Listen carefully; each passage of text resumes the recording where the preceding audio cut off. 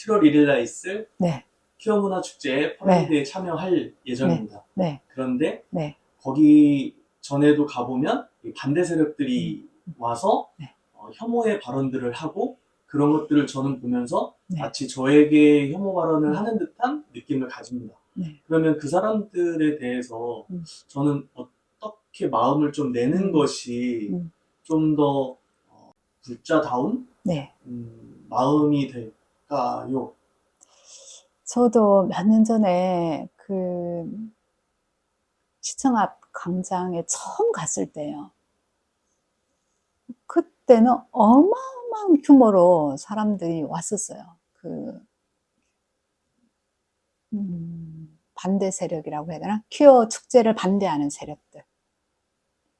그 사람들이 얼마나 많았냐면, 내가 조계사에서부터 걸어갔는데, 광화문에서 시청까지 쫙 깔렸었어요. 그 넓은 도로에. 한복도 맞춰 입고, 비슷한 악기 가지고, 대형 스피커에, 대형 십자가에, 너무 놀랐어요. 이런 세상이 있다니. 그런 세상을 처음 봤기 때문에, 어머나, 같은 서울에 사는데도 여기는 다른 세상이구나 하는 걸 알았어요. 그리고 나서 그 서울시청 잔디광장, 그 경찰들로 에워싸여 있는 그 안에 들어가니까 그 잔디광장 안에는 또 다른 세상이에요. 너무나 즐거워하고 기뻐하고 축제를 즐기는 사람들로 가득 차 있는 거예요. 반대는 정말 반대 세력이 있고. 그때 충격이 지금도 좀 생생하거든요. 제 경험으로 보면 우선 그분들은 그렇게 교육을 받은 거예요. 그렇게 알고 있어요. 그것이 사실인 것처럼.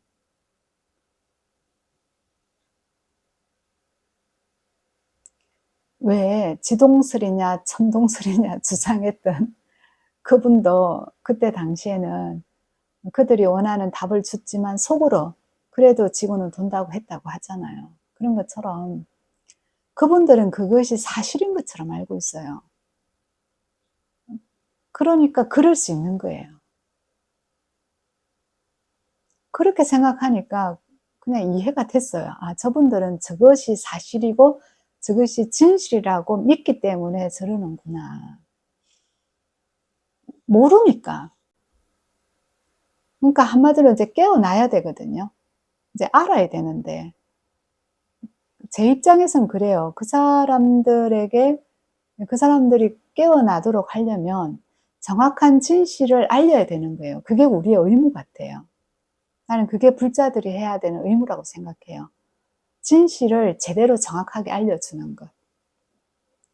그게 되게 부처님의 가르침들이 다 진리이고 진실이잖아요. 뭐 그런 거를 알려주는 일을 스님들도 불자들도 나는 해야 된다고 생각하거든요. 그걸 이제 부처님 당시 언어로 이야기하면 전법이죠. 부처님도 전법 유행을 했으니까.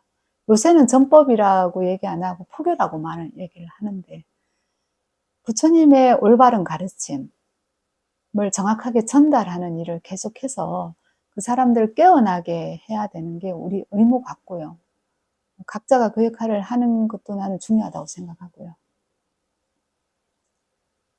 그 사람들은 이 큐어 축제를 즐기는 사람들을 이해를 못하지만 우리 입장에서는 이해하죠. 저는 이해가 돼요. 왜? 그 사람들이 그게 진실이라고 믿고 있으니까. 또 그걸 고집하고 있으니까. 그러니까 고집하고 있는 이유는 뭐냐? 진실을 알게 될까봐 두려워할 때 고집하기도 해요.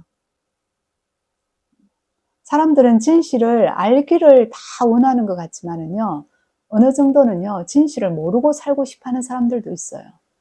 그래서 속담에 모르는 게 약이다라는 얘기가 있는 거예요.